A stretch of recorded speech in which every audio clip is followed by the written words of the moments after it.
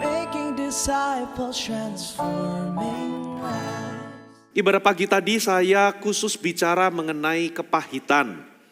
Banyak orang gak sadar atau bahkan denial bahwa dia sedang kepahitan. Karena kepahitan itu definisinya adalah luka yang tidak selesai, kemudian menjadi emosi negatif yang berkepanjangan, yang kronis, karena luka tersebut tidak diproses dengan benar. Dia menetap berulang-ulang di dalam pikiran kita, saudara, yang kemudian menjadi akar dosa, saudara, yang menghancurkan, merusak hubungan kita dengan sesama, juga dengan Tuhan. Anda perlu menang dari yang namanya kepahitan. Masalahnya banyak orang gak sadar kapan dari luka berubah menjadi kepahitan. Saudara, ibadah kedua, saya lanjutkan. Ada sebuah kebenaran yang Yesus itu wanti-wanti kepada muridnya. Ada sebuah jebakan atau skandalon, sebuah umpan di dalam perangkap. Namanya offense. Saudara perlu dengarkan ibadah satu dan ibadah kedua. Dari bahasa aslinya itu adalah, saudara, skandalon. Sesuatu yang menyebabkan Anda jatuh dan meninggalkan panggilan. Ternyata itu adalah, bahasa Inggrisnya itu adalah offense. Offense itu bukan hanya perasaan tersinggung, terluka atau kecewa, tapi itu sudah menjadi sesuatu yang Anda ambil, jebakan atau umpan tersebut Anda ambil, lalu menyebabkan orang meninggalkan hubungan, meninggalkan, saudara, tempat kerja, meninggalkan panggilan, meninggalkan komunitas, meninggalkan pelayanan, meninggalkan gereja. Karena ada umpan yang namanya, saudara, sesuatu yang membuat Anda bereaksi karena itu tampak seperti kebenaran, seperti keadilan, dan bisa jadi faktanya demikian, Anda diperlakukan gak adil, saudara, tapi karena Anda makan umpan itu, iblis tidak perlu menghancurkan Anda langsung, iblis cukup membuat Anda tersinggung, lalu Anda akan terjadi kehancuran dari dalam. Anda perlu dengarkan ini, khususnya, saudara, kalau Anda adalah orang-orang percaya, karena Yesus memperingatkan. Ibadah ketiga, saya khotbah tentang akar daripada, salah satu akar dari kekecewaan. Namanya entitlement. Sikap merasa berhak untuk menerima sesuatu, entahkah itu perlakuan, entahkah itu reward, promosi, saudara, atau posisi apapun itu, yang awalnya Anda merasa itu adalah kasih karunia, tapi sekarang itu adalah sesuatu yang seharusnya Anda dapatkan. Entitlement itu bisa membuat Anda kecewa. Anda juga perlu dengarkan, karena saya khotbah dari perumpamaan Yesus, orang yang protes sama tuannya, kenapa orang yang cuma kerja 1 jam, dikasih upah yang sama. Apa cara berpikir atau logika dibalik orang yang merasa berhak? Kenapa itu bisa menimbulkan ketidakpuasan, kekecewaan? Dan bagaimana cara mengatasinya? Ibadah nanti malam saya akan bicara mengenai insecurity, bagaimana menang dari perasaan tidak aman. Saya bicara dari Saul, saudara, Raja Saul itu diurapi, punya power, punya kekuasaan, tapi kenapa destininya hancur, hidupnya tragis, bahkan dia terobsesi membunuh seseorang yang sangat loyal kepada dia, yaitu Daud. Why? Ternyata dia itu gak bisa menang atas perasaan insecure-nya. Apa akarnya? Nanti malam saya akan ungkap. Di ibadah ini saya khusus ngomong tentang kekecewaan. Saudara, kita akan belajar dari Yusuf. Ternyata Yusuf itu mengalami 5 kekecewaan yang sering kali manusia itu paling sering alami, khususnya dalam interaksinya dengan sesama. Saudara, mari kita langsung aja buka, saudara. Kita buka sama-sama di Alkitab kita di Kejadian pasal yang ke-37. Saudara, kita baca ayat yang ke-3 sampai ayat yang ke-5 dulu. Saudara, Kejadian 37 ayat ke-3 sampai ayat yang ke-5. Dikatakan begini, Israel lebih mengasihi Yusuf dari semua anaknya yang lain. Sebab Yusuf itulah anaknya yang lahir pada masa tuanya. Dan ia menyuruh membuat jubah yang maha indah bagi dia. Setelah dilihat oleh saudara-saudaranya bahwa ayahnya lebih mengasihi Yusuf dari semua saudaranya, maka bencilah mereka itu kepadanya dan tidak mau menyapanya dengan ramah. Pada suatu kali bermimpilah Yusuf, lalu mimpinya itu diceritakannya kepada saudara-saudaranya. Sebab itulah mereka lebih benci lagi kepadanya. Saudara, yang pertama, apa kekecewaan yang paling sering manusia alami khususnya dalam interaksinya dengan sesama adalah kekecewaan karena harapan yang, apa saudara, munculkan poinnya? Harapan yang tidak terpenuhi. Saudara coba perhatikan, jadi Yusuf itu gak gampang. Karena Yusuf itu, dia itu dibenci oleh saudara-saudaranya, karena memang ayahnya itu menganak-emaskan dia. Dikatakan Israel lebih mengasihi Yusuf daripada anak-anaknya yang lain. Sebab Yusuf itu lahir pada masa tuanya. Sehingga apa yang terjadi, saudara, Alkitab mengatakan bahwa saudara-saudaranya itu benci dan tidak mau menyapanya dengan ramah. Dari sini Anda bisa tahu bahwa hubungan mereka itu dingin. Kakak-kakaknya terhadap Yusuf itu dingin, mungkin tidak mau ngomong, kalaupun ngomong itu ketus, saudara, makan mereka ketus, buang muka, menyapanya itu tidak dengan ramah. Lalu apa yang terjadi? Yusuf itu masih membuka diri. Yusuf nggak tahu kenapa saudara-saudaranya itu benci kepada dia. Tapi Yusuf masih membuka diri, saudara, tidak menutup diri atau bahkan tidak menarik diri. Dia masih membuka diri, akhirnya dia menceritakan hal-hal terdalam. Bapak Ibu, kalau Anda jadi pemimpin, jangan expect anggota CG Anda itu terbuka kepada Anda kalau pertama-tama Anda juga tidak terbuka kepada mereka. Kalau Anda suami istri, jangan berpikir bahwa Anda intim dengan pasangan, saudara, karena Anda berkata, aku sering ngobrol kok sama pasangan. Belum tentu orang yang sering ngobrol sama pasangan itu intim. Kenapa?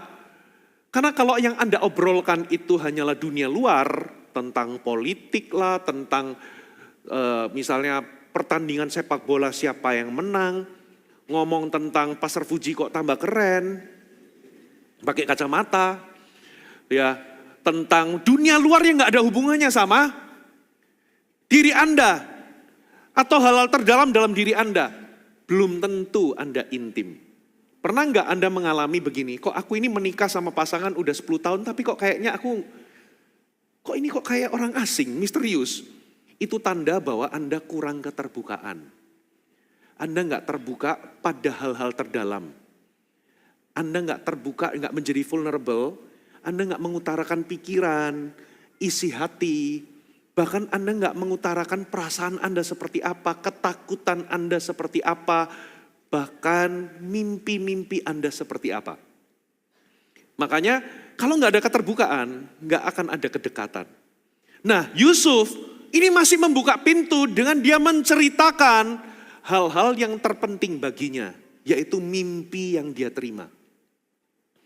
Dia mencoba untuk menjalin hubungan sama kakak-kakaknya. Makanya dia menceritakan mimpi.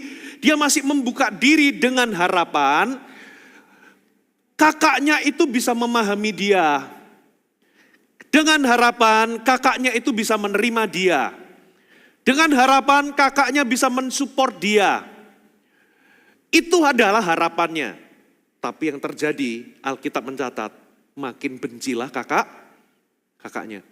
Kalau Anda baca di ayat-ayat berikutnya, kakak-kakaknya itu akhirnya menceritakan perihal mimpinya itu. Tapi sebelum itu, kakak-kakaknya bukan malah memahaminya, tapi malah berkata, kamu itu pasti ingin menguasai kami. Justru malah dianggap ini adalah bentuk kesombongan atau ambisi. Bahkan waktu kakaknya cerita kepada ayahnya, coba apa kata-kata ayahnya? Saudara, mimpi apa yang kau mimpikan itu? Apakah engkau hendak ingin menjadi raja atas ayahmu, ibumu, dan kakak-kakakmu? Saudara, Itulah yang namanya harapan yang tidak terpenuhi.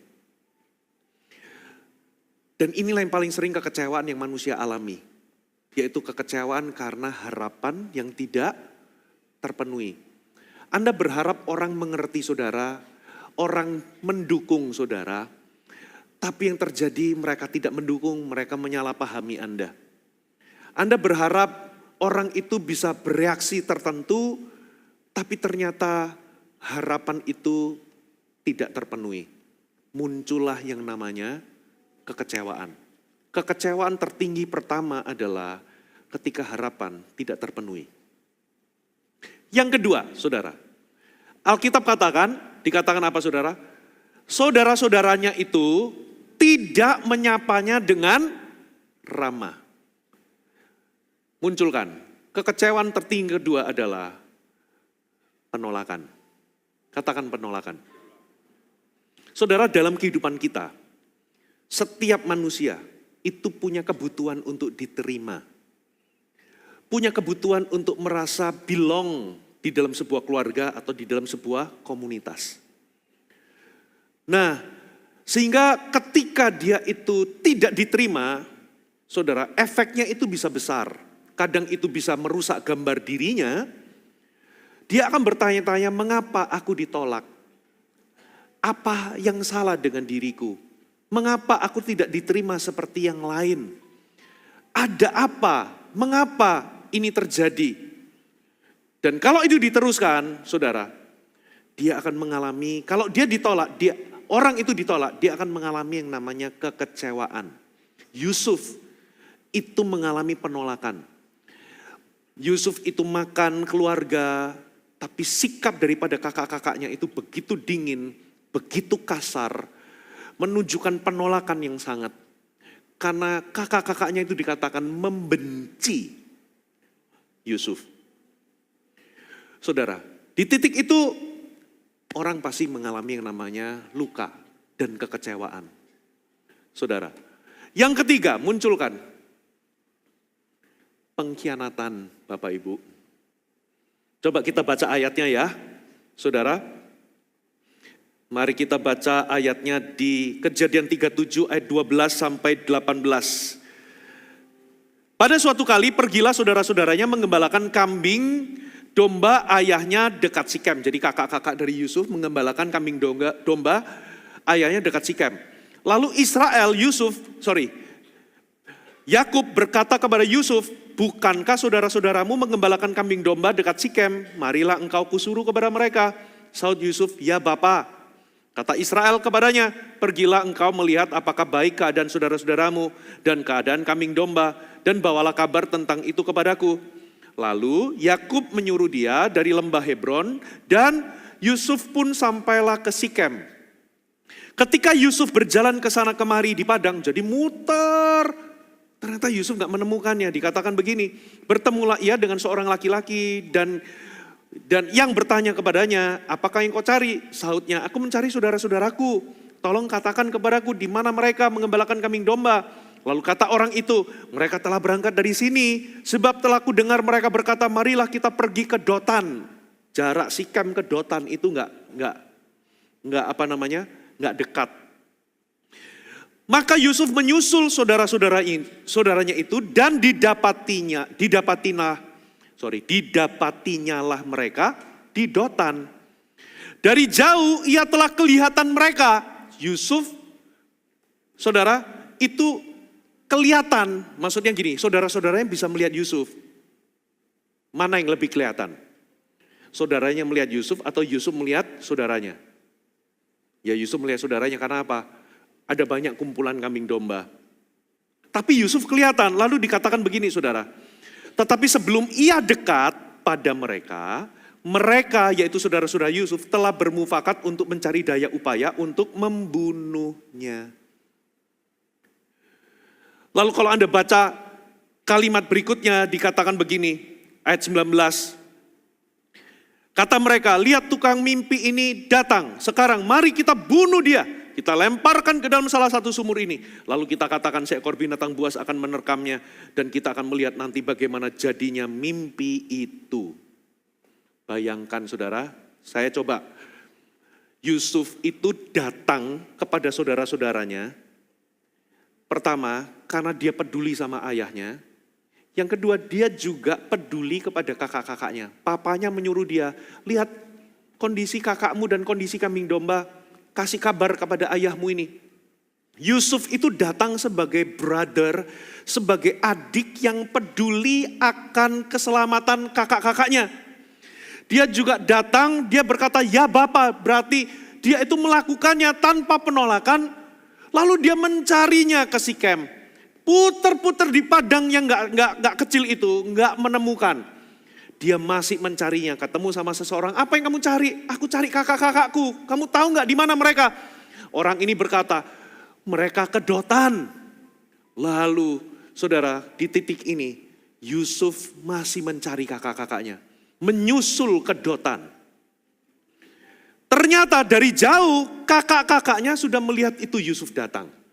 Coba bayangkan, dia datang itu dengan apa? Akhirnya aku menemukan mereka, waduh sukacita.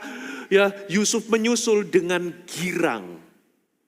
Tapi di seberang saudara-saudaranya sudah berencana untuk membunuh dia dengan cara melemparkan ke dalam sumur. Itulah yang namanya pengkhianatan. Lalu apa yang terjadi? Coba kita baca ayat 25, munculkan ayat 25. Dikatakan begini saudara. Ayat 25. Oke. Kemudian setelah dilemparkan ke sumur, saudara, ayat 24 ya. Dan mereka membawa dia, melemparkan dia ke dalam sumur, sumur itu kosong dan lalu ayat 25, coba kita baca sama-sama. Kemudian apa saudara? Duduklah mereka untuk makan. Waktu Yusuf didorong dengan maksud untuk membunuh dia, Yusuf teriak gak minta tolong? Dia panggil gak satu-satu nama kakaknya? Ko, misalnya nama koko satu, Ko Ruben, Ko Yehuda. Dia sebut, dia panggil, keluarkan aku. Mereka malah duduk makan. Itu pengkhianatan saudara. Untungnya Ruben sudah jangan dibunuh. Lebih baik kita angkat aja, kita jual. Hari itu pengkhianatan terjadi. Yusuf itu datang karena peduli sama kakaknya. Tapi hari itu kenyataannya adalah kakak-kakak yang adalah saudaranya. Kakak-kakak yang harusnya melindungi dia. Kakak-kakaknya yang dia sendiri percaya, ternyata merekalah yang menghancurkan hidupnya. Kekecewaan tertinggi yang sering kali manusia alami dalam interaksinya dengan sesama itu adalah pengkhianatan. Saudara, mungkinkah itu juga pengkhianatan di dalam pernikahan? Orang seharusnya Anda percaya, tapi justru orang itu yang menikam Anda dari belakang. Mungkinkah itu sahabat, teman, yang kelihatan baik di depan, kelihatannya mensupport Anda, tapi ini orang justru menghancurkan reputasi Anda di belakang? Mungkinkah pasangan Anda adalah pasangan yang diam-diam berselingkuh, orang yang Anda percaya ternyata berselingkuh? Sedikit mengenai perselingkuhan, saudara. 3 tempat perselingkuhan itu tertinggi, top 3-nya itu adalah tempat kerja, media sosial, yang ketiga adalah reuni. Walaupun ada yang lain, tapi ini top 3-nya. Loh, kok bisa media sosial? Saudara, di masa pandemi orang itu terjebak sama pasangan di rumah gak bisa keluar 2 tahun. Tapi justru 2 tahun itu di masa pandemi, perselingkuhan meningkat 20%. Loh kok bisa? Sosial media. Dan tahukah sebelum perselingkuhan fisik terjadi, selalu dimulai dari percakapan yang Anda anggap tidak berbahaya dengan orang yang Anda sebut teman. Itu sebabnya kitab Maleakhi itu berkata, jangan berkhianat, jangan tidak setia dengan istri. Ingat, pada masa muda, bukan istri muda. Ini juga berlaku sebaliknya. Bukan suami muda. Jangan berkhianat itu diulang sampai 3 kali. Jaga dirimu, jangan tidak setia, orang tidak setia kepada pasangannya. Saudara, berarti saudara, orang itu bisa berselingkuh walaupun dia sadar perselingkuhan itu buruk. Orang itu bisa berselingkuh walaupun gak ada orang itu bangun pagi, aku mau selingkuh, gak ada orang berencana selingkuh. Tapi kenapa perselingkuhan meningkat? Itulah sebabnya Anda harus bangun boundaries. Katakan boundaries. Boundaries pertama yang utama adalah tidak boleh ada percakapan intens secara emosional dengan orang yang bukan pasangan. Itu sudah jelas. Saudara, di tempat kerja itu ada yang namanya work spouse. Pasangan kerja seperti suami istri tapi dalam konteks pekerjaan. Saudara, karena satu tim. Biarkan itu profesional di dalam pekerjaan. Katakan amin. Jangan Anda jadi urusan kerjaan lalu jadi bercanda-bercanda. Lalu jadi intens chatting-chatting. Nanti ketika sudah bercanda intens muncul rasa nyaman. Begitu nyaman sudah bergerak keluar garis ke curhat. Curhat itu hanya kepada pasangan. Katakan amin. Kalau Anda perlu curhat sama seseorang itu harus sesama jenis. Wanita dengan wanita, laki-laki dengan. Di dalam pengembalaan juga sama. Dengan pemimpin rohani itu juga istri curhat sama istri, suami curhat sama. Kalau mau curhat sama suami harus ada istrinya. Katakan amin. Kenapa? Karena curhat itu, emotional energy tersebut itu supposed to be hanya untuk pasangan. Gak boleh di luar dengan lawan jenis di luar pasangan. Itu gak boleh. Amin. Awalnya curhat soal si A, si B di tempat kerja ini, waduh jengkel saya begini, dia curhat, aku jengkel loh, aku begini. Lama-lama curhat tentang pernikahan Anda, it's a no. Nah kalau sudah curhat, lama-lama berkembang jadi perhatian. Makanya sebelum perselingkuhan fisik terjadi, selalu dimulai dari emotional affair.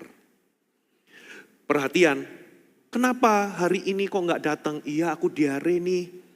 Oh awalnya ngasih rekomendasi, kamu minum obat ini loh enak, ini bagus, dikasih capturean minum obat ini, lama-lama dibawain obatnya.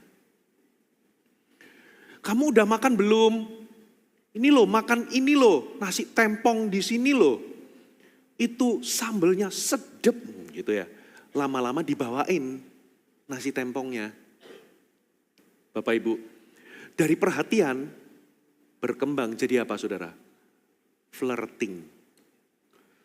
Awalnya tersamarkan. Kamu tampak gagal lo pakai kacamata baru.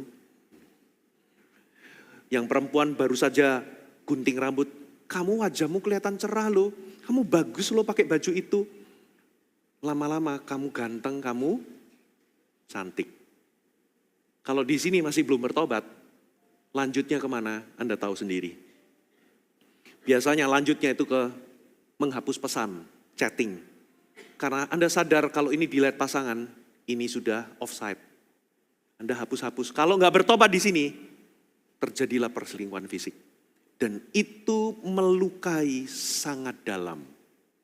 Bapak Ibu, itu melukai sangat dalam. Itu boundaries pertama. Selalu dimulai dari percakapan yang Anda anggap tidak berbahaya dengan orang yang Anda sebut teman. Jangan ada, boundaries pertama adalah jangan ada percakapan intens secara emosional di luar pasangan. Yang kedua, jangan ada berduaan di tempat saudara dengan lawan jenis. Kalau rekan kerja Anda, rekan kerja pria, lihat rekan kerja wanita Anda lagi nunggu ojek online-nya nggak jebut-jebut.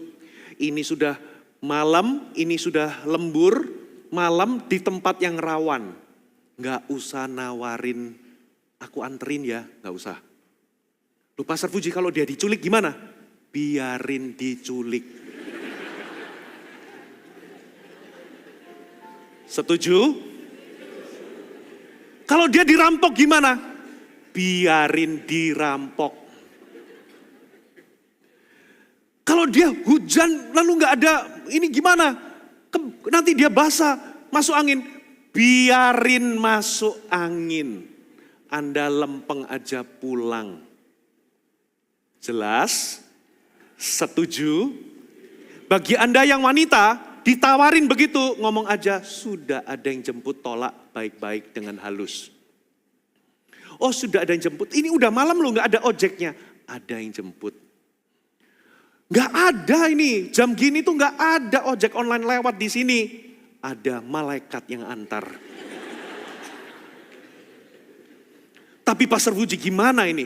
Kok Pastor Fuji pendeta ngajarin yang buruk begini? Yes. Terus gimana kalau beneran di situ itu ada orang jahat lagi mendekat ingin mengganggu? Gimana? Gimana? Ya udah, masukin bagasi aja. Biar aman. Dengan kata lain, jangan ada berduaan sendirian dengan orang yang bukan pasangan. Mau alasan apapun, no. Amin saudara? Itu yang namanya boundaries. Kenapa nggak ada orang yang mau berencana mengkhianati pasangan itu nggak ada. Hari yang indah aku mau selingkuh, nggak ada. Tapi kenapa orang jatuh dalam perselingkuhan? Sederhana, karena dia nggak bisa punya yang namanya boundaries. Perlahan-lahan, dari merasa nyaman, bercanda-bercanda, akhirnya apa sudah perhatian, curhat, perhatian, lalu flirting, dan konslet. Saudara, Anda hapus pesan, menyembunyikan pesan, itu sudah cheating. Itu sudah micro cheating, itu sudah tergolong emotional affair. Dan itu melukai sangat dalam, Bapak Ibu. Ya, boundaries ketiga, kalau perlu nggak usah reuni-reunian. Apalagi kalau Anda punya mantan. Saudara, lebih baik saudara putus aja secara kontak untuk menjaga pernikahan. Amin. Setuju? Nggak usah disenggol Bu suaminya. Amin saudara. Nah, itu namanya pengkhianatan. Dan itu melukai. Saya khotbah khusus tentang perselingkuhan. Saudara, pulih dari trauma karena perselingkuhan, hancur, kepercayaan hancur, itu gak gampang. Prosesnya benar aja butuh 6 bulan paling pol, itu kalau prosesnya benar. Ada orang yang bisa stuck 2 tahun, 3 tahun gak sembuh. Trauma, triggers itu muncul, flashback itu muncul, menghantam ke diri sendiri, apa yang salah dengan diriku. Itu sangat menghancurkan.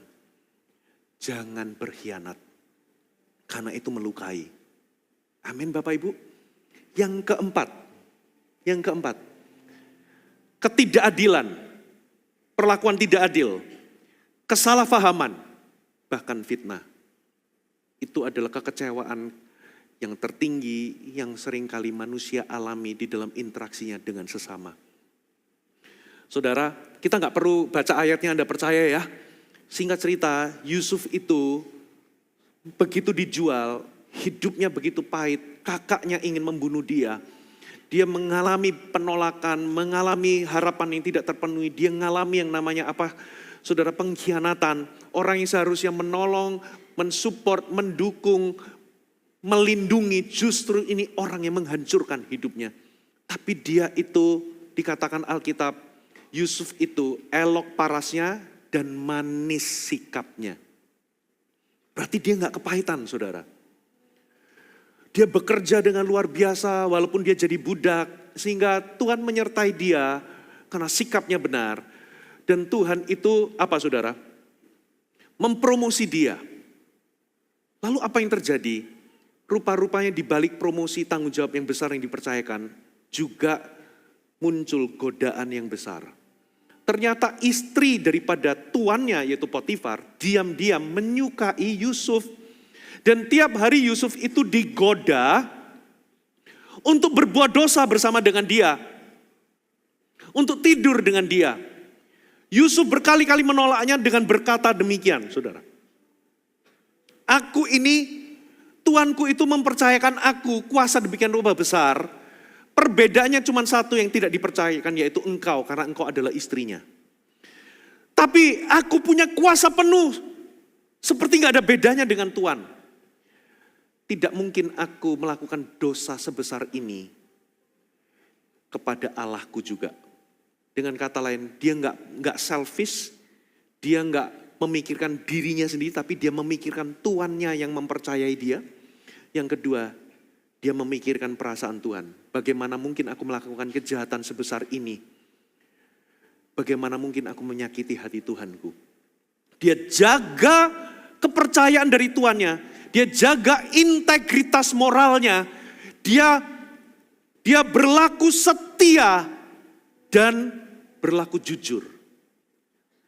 Tapi apa yang terjadi? Ternyata istri Potifar itu tersinggung karena dia merasa dipermalukan. Karena Yusufnya lari, dia rela tinggalkan jubahnya, lalu dia ambil jubah itu dijadikan bukti palsu. Dia ngomong sama suaminya bahwa dia ingin memperkosaku. Ini buktinya. Ternyata tuannya itu tidak memberikan ruang sedikit pun untuk Yusuf menjelaskan. Tapi dia langsung ditangkap, dijebloskan di penjara. Saudara, itulah yang namanya perlakuan tidak adil. Itu yang namanya kesalahpahaman dan bahkan fitnah. Bapak Ibu, itulah kekecewaan yang sering kita alami. Yaitu kecewa karena perlakuan tidak adil. Kecewa karena ada orang menyalahpahami Anda. Kecewa karena orang bahkan menuduh Anda melakukan sesuatu yang Anda tidak lakukan. Dan guess what? Itu terjadinya di rumah, itu terjadinya di tempat kerja, itu terjadinya di lingkaran pertemanan Anda. Bahkan itu juga bisa terjadi di gereja, di pelayanan, di sel group. Saudara, itulah yang saya katakan di ibadah kedua, itulah umpan. Umpan itu adalah situasi, perkataan, perilaku orang lain, keadaan yang membuat Anda tersinggung, kecewa, dan terluka. Lalu Anda jatuh secara rohani, lalu Anda berdosa karena Anda menjauh dari kasih karunia dan menjauh dari Tuhan. Karena Anda menyimpan akar kepahitan tersebut. Itu adalah umpan. Bisa jadi ada orang yang memang valid memperlakukan Anda tidak adil. Perkataannya melukai. Saudara, bahkan memutar balik fakta. Bisa jadi ada orang-orang seperti itu, Bapak Ibu. Lalu Anda menjadi kecewa. Tapi kabar baiknya adalah Tuhan memberikan kita sebuah power atau kuasa. Kuasa untuk berespon benar. Amin saudara. Yang keberapa sekarang? Kelima. Pengabaian. Apa yang terjadi? Saudara, kalau Anda baca dalam firman Tuhan, atau kita baca aja, saudara, kita baca di ayat yang ke pasal 40 ayat 9 sampai 15. Kemudian juru minuman itu menceritakan mimpinya kepada Yusuf, katanya dalam mimpiku tampak ada pohon anggur di depanku. Pohon anggur itu ada 3 carangnya, baru saja pohon itu bertunas, bunganya sudah keluar dan tandannya penuh dengan buah anggur yang ranum. Dan tanganku ada piala Firaun. Buah anggur itu kuambil, kuperas ke dalam piala Firaun, kemudian kusampaikan piala itu ke tangan Firaun. Kata Yusuf kepadanya, beginilah arti mimpi itu, ketiga carang itu artinya 3 hari. Dalam 3 hari ini Firaun akan meninggikan engkau dan mengembalikan engkau ke dalam pangkatmu yang dulu. Dan engkau akan menyampaikan piala itu ke tangan Firaun seperti dulu kala ketika engkau menjadi juru minumannya. Tetapi perhatikan, ingatlah kepadaku apabila keadaanmu telah baik nanti. Tunjukkan terima kasihmu kepadaku dengan menceritakan hal ihwalku, maksudnya perkaraku, kepada Firaun. Dan tolong keluarkan aku dari rumah ini. Sebab aku diculik begitu saja dari negeri orang Ibrani. Dan di sini pun aku diperlakukan tidak adil. Aku tidak pernah melakukan apa-apa yang menyebabkan aku layak dimasukkan ke dalam liang tutupan ini. Jadi ketika di penjara, dia lihat ada juru minuman dan juru roti yang ikut di penjara. Lalu dia lihat juru minuman itu kok murung, kok sedih, kehilangan pengharapan. Ternyata dia juga difitnah. Lalu dia mimpi, lalu dia memberikan pengharapan lewat karunia profetik. Dia menyampaikan, kamu akan dipulihkan, ini arti mimpimu. Akhirnya juru minuman itu bangkit kembali dari keputusasaan. Lalu dia ngomong gini, tolong ya ingat aku. Kalau kamu keadaanmu sudah baik, tunjukkan terima kasihmu kepadaku, tolong ceritakan perkaraku kepada Firaun supaya aku keluar dari penjara ini. Karena aku ini, hidupku ini, aku diperlakukan gak adil. Aku diculik, aku dijual dari rumahku. Lalu kemudian aku kerja di rumah Potifar. Aku gak melakukan kesalahan apapun tapi aku dituduh, difitnah sehingga aku dipenjara. Tolong, aku diperlakukan gak adil. Guess what? Saudara, coba kita baca ayat berikutnya yaitu ayat 23. Kita baca sama-sama 1, 2, 3. Tetapi Yusuf tidaklah diingat oleh kepala juru minuman itu, melainkan dilupakan. Pernah enggak Anda menolong orang tapi air susu dibalas air tuba? Anda pernah memperjuangkan seseorang, menolong orang itu waktu kesusahan, tapi orang itu lupa kebaikan Anda, malah melakukan hal yang buruk kepada saudara. Pernah enggak saudara berharap sama seseorang untuk mensupport Anda, tapi orang itu justru mengabaikan Anda, melupakan Anda. Yusuf berbuat baik sama seseorang, tolong ingat aku, tapi orang ini melupakan. Itu adalah kekecewaan yang kelima, yang tertinggi, yang seringkali orang rasakan. Saudara, khususnya dalam interaksinya dengan sesama, yaitu dia dilupakan, dia diabaikan. Orang yang seharusnya, orang yang pernah ditolong, tapi justru malah nusuk. Anda dilupakan. Dan biasanya orang kecewa di sini, saudara. Kekecewaan, apa sih akar kekecewaan? Sederhana, ada 5 hal. Salah satunya saya sudah khotbahkan ibadah ketiga tadi. Yang pertama adalah, akar kekecewaan yang pertama, saudara, adalah ekspektasi yang tidak realistis. Kita seringkali menaruh harapan yang terlalu tinggi kepada yang namanya orang lain. Kita berharap pemimpin gak pernah salah, gak boleh salah. Kita punya ekspektasi teman itu harus selalu setia. Kita punya ekspektasi pasangan itu harus selalu mengerti tanpa diberitahu. Nah biasanya ibu-ibu punya ekspektasi seperti ini. Aku berharap suamiku tahu tanpa aku beritahu. Dan dia mengatakan ini cinta, ini romantis. Bukan, itu telepati Bapak Ibu. Saya pernah long time ago, mumpung gak ada istri saya. Di Tanjung Duren, Jakarta, ada pisang kipas dari Pontianak. Istri saya ngomong gini, kok kayaknya pisangnya itu rame. Enak kayaknya, iya enak, tapi saya ngegas terus saudara. Salah ternyata. Ternyata terjemahannya adalah dia kepengen dibeliin pisang goreng. Nah kita laki-laki itu agak bodoh. Makanya ibu-ibu, Anda harus beralih dari aliran kebatinan kepada kejujuran. Terbukalah, jangan pakai teka-teki. Kalau iya, katakan ya. Kalau tidak, katakan tidak. Kadang ya-nya perempuan itu tidak artinya. Tidak itu artinya ya. Nah, kalau Anda punya ekspektasi pasangan, ini juga berlaku sebaliknya ya. Nggak cuman wanita kepada laki-laki. Pasanganku harus selalu memahamiku. Harus selalu paham, bahkan harus selalu mengerti perasaanku. Saudara, kalau suami Anda mengerti perasaan Anda 100%, selalu mengerti, jangan-jangan suami Anda perempuan.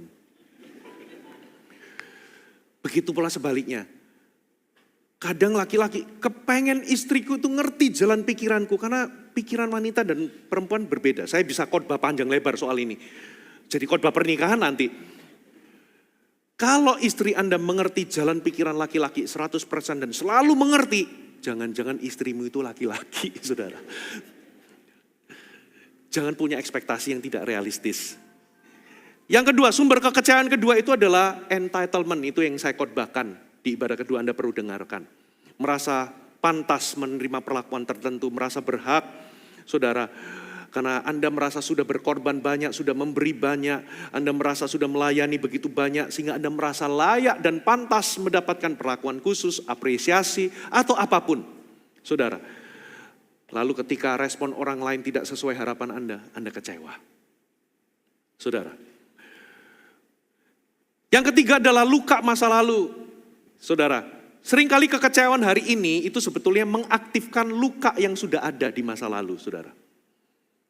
Mungkin dulu ada orang pernah menolak Anda pernah diabaikan, Anda pernah ditolak, Anda pernah dikhianati. Lalu ketika sebuah peristiwa terjadi, entahkah itu di tempat kerja, atau ketika Anda menikah dengan pasangan, Anda tahu bahwa kalau Anda menikah dengan pasangan itu Anda terima sepaket dengan masa lalunya.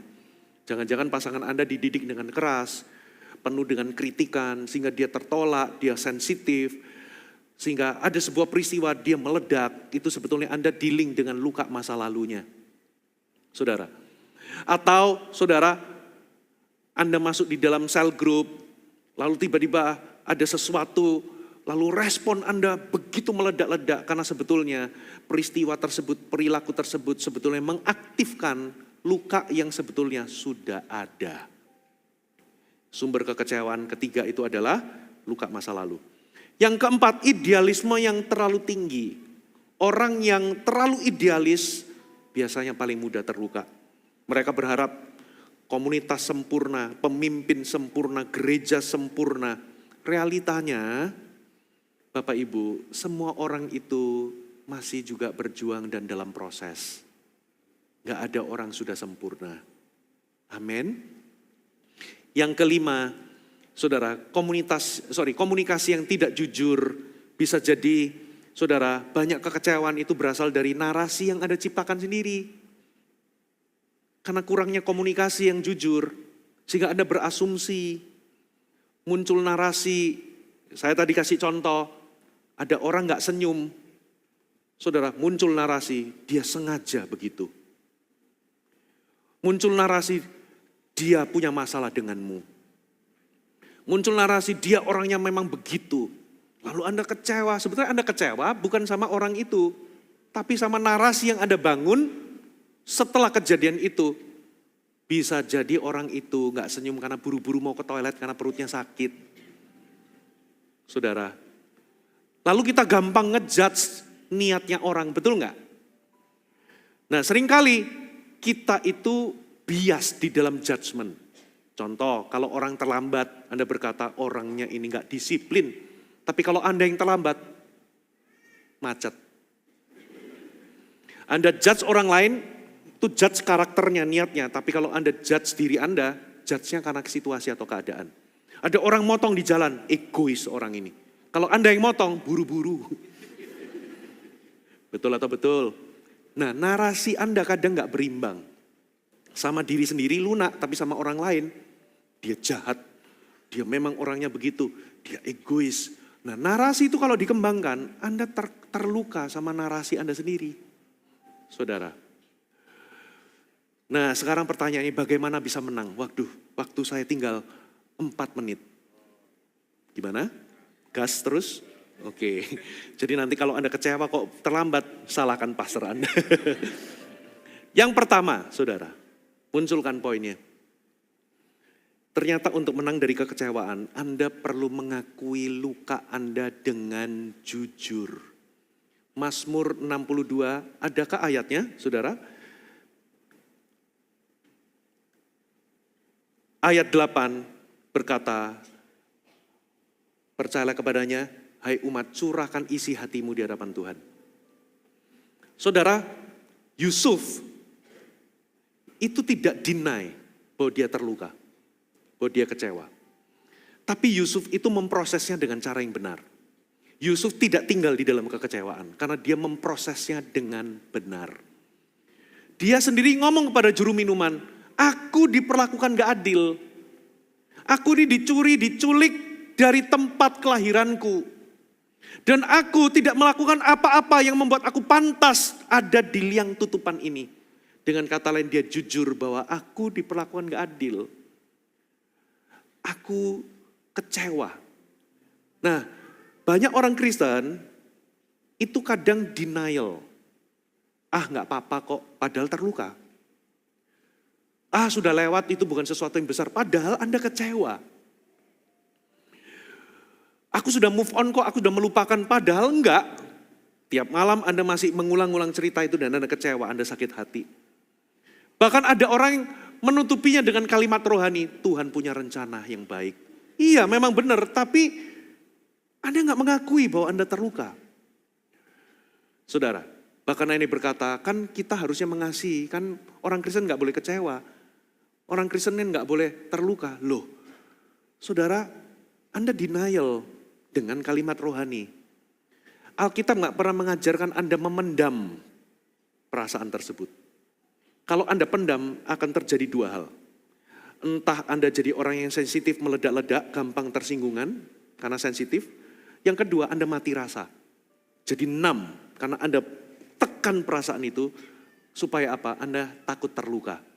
Tapi Anda jadi orang yang dingin, berhati dingin. Pernah nggak lihat pembunuh berdarah dingin? Dia bunuh itu nggak pakai emosi, saudara, sudah nggak ada empatinya. Karena dia tekan, Anda mau jadi apa? Jadi orang yang sensitif, emosional, atau jadi orang yang sudah nggak ada perasaannya lagi? Ya, Anda melukai orang itu sudah biasa. Nggak ada empatinya, saudara. No, jangan jadi dua-duanya. Amin. Lalu bagaimana caranya sembuh? Yang pertama, Anda harus jujur di hadapan Tuhan. Bawa luka itu dan serahkan di hadapan Tuhan. Bagaimana caranya jujur? Anda nggak boleh denial. Anda harus ngomong, kalau perlu Anda tulis di handphone atau di kertas. Iya, aku kecewa karena aku diperlakukan nggak adil. Lalu Anda catat, nggak adilnya di mana? Karena seharusnya begini begitu, tapi aku diperlakukan begini begitu. Iya, aku sedih, aku terluka karena aku merasa tidak dipercaya, tidak didengar. Karena begini. Siapa orangnya sebut, keluarkan semuanya. Lalu bawa itu di hadapan Tuhan. Katakan amin. Jangan ditekan. Anda harus jujur. If you can name it, kasih label emosi Anda. Muncul perasaan apa? Sedih, marah, kasih label, kasih nama. Ini karena apa? Karena lebih gampang Anda itu berkata, aku tersinggung, aku terluka, aku marah. Aku marah daripada aku marah karena aku diperlakukan tidak adil. Aku dikecewakan. Aku merasa dikhianati. Aku merasa ditusuk dari belakang. Atau apa? Aku merasa disalahpahami, tidak dipahami. Bukannya dimengerti. Atau apa? Anda harus definisikan itu, saudara. Lalu curahkan di hadapan Tuhan. Amin. Kalau Anda nggak bisa lakukan sendiri, datang kepada orang yang Anda bisa percaya. Datang ke Pastor Sam. Datang ke siapa pemimpin. Saudara, kalau Anda butuh bantuan orang lain, supaya Anda bisa curahkan perasaan itu. Bukan untuk di-entertain, tapi supaya Anda jujur memprosesnya dengan benar. Amin, saudara. Yang kedua, munculkan. Jangan nilai orang dari satu kesalahan. Singkat cerita ya, apa yang dilakukan Yusuf? Yusuf akhirnya ketemu sama saudara-saudaranya. Yusuf sempat diam lalu dia menangis sekencang-kencangnya lihat saudara-saudaranya. Lalu apa yang terjadi? Akhirnya di waktu yang tepat akhirnya dia membuka dirinya. Saudara, akulah adikmu yang kau jual itu.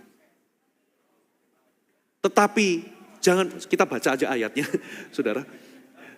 Kita baca di dalam Kejadian 45 ayat 1 sampai 5. Ketika Yusuf tidak dapat menahan hatinya lagi di depan semua orang, berserulah ia, suruh semua orang keluar. Ya singkat cerita, ia menangis gitu ya. Ketika ia memperdengarkan, setelah ia menangis keras-keras hingga kedengaran semua orang Mesir dan seisi Firaun, Yusuf berkata kepada saudara-saudaranya, akulah Yusuf, masih hidupkah Bapak? Tapi saudara-saudaranya tidak dapat menjawabnya. Mereka takut dan gemetar menghadapi dia. Lalu kata Yusuf kepada saudara-saudaranya, marilah dekat-dekat. Maka mendekatlah mereka, katanya, akulah Yusuf saudaramu yang kau jual ke Mesir. Yusuf tidak deny bahwa dia dijual oleh saudaranya. Tapi Yusuf gak pernah ngomong, kalian jahat.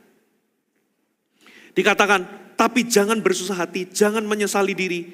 Karena kamu menjual aku ke sini, sebab untuk memelihara kehidupan Allah menyuruh aku mendahului. Memang kamu menjual aku, tapi jangan menyesal, jangan bersusah hati. Karena ini ada rencana Allah di baliknya. Yusuf gak katakan, kamu jahat, kamu binatang, kamu begini, kamu begitu, enggak. Saudara, jangan menilai orang hanya dari satu kesalahan. Amin. Orang bisa aja melakukan kesalahan, tapi bukan berarti orang itu jahat. Bukan berarti orang itu egois. Yang berikutnya, sadari bahwa setiap orang juga sedang bergumul. Tahu nggak kenapa kakak-kakaknya itu membenci, saudara? Membenci Yusuf. Karena kakak-kakaknya juga terluka, Bapak Ibu. Terluka oleh siapa? Karena Yakub ayahnya. Karena Yakub itu pilih kasih. Sehingga kakaknya terluka, akibatnya orang yang terluka akan melukai. Selalu polanya seperti ini, saudara. Ketika Anda sakit hati, kalau Anda nggak proses dengan benar, membereskannya, tapi Anda simpan lama, itu jadi kepahitan. Saudara, dari Anda kecewa, Anda tersinggung, lalu jadi kepahitan. Kalau sampai kepahitan, berubah jadi kebencian. Kebencian Anda akan jadi pelaku, karena Anda harus membalas. Saudara, lalu Anda akan jadi orang yang, apa saudara, menarik diri, keluar dari komunitas, menyendiri, nggak percaya sama siapa-siapa. Anda berkata semua orang, saudara, itu nggak ada yang tulus. Lalu Anda akan menjadi orang yang negatif, sinis. Kalau Anda pernah dikecewakan perempuan, Anda akan berkata semua perempuan sama saja. Kalau Anda pernah perempuan dikecewakan oleh laki-laki, semua laki-laki brengsek semuanya. Kalau Anda pernah dikecewakan sama orang Kristen, semua orang Kristen sama saja. Kalau Anda pernah terluka di tempat pelayanan atau di gereja, Anda akan berkata semua gereja gak ada yang benar. Kalau kebetulan yang melukai Anda pendeta, Anda akan berkata semua pendeta sama saja. Semua pendeta hamba uang, makan perpuluhan. Pokoknya gak ada benar lah, gak ada yang benar. Lalu Anda akan melihat kehidupan dengan kacamata luka, semuanya negatif. Apa Anda mau jadi orang seperti ini? Semuanya negatif. No. Anda harus sembuh. Amin. Dengan cara apa? Anda harus sadar bahwa setiap orang itu juga bergumul dengan luka. Semua orang juga berjuang. Amin. Dari situ Anda akan punya ekspektasi. Anda akan lebih memahami orang. Ternyata orang itu juga bergumul. Yang ke berapa? 4. Tidak ada jalan lain. Kalau Anda mau sembuh, pilih mengampuni.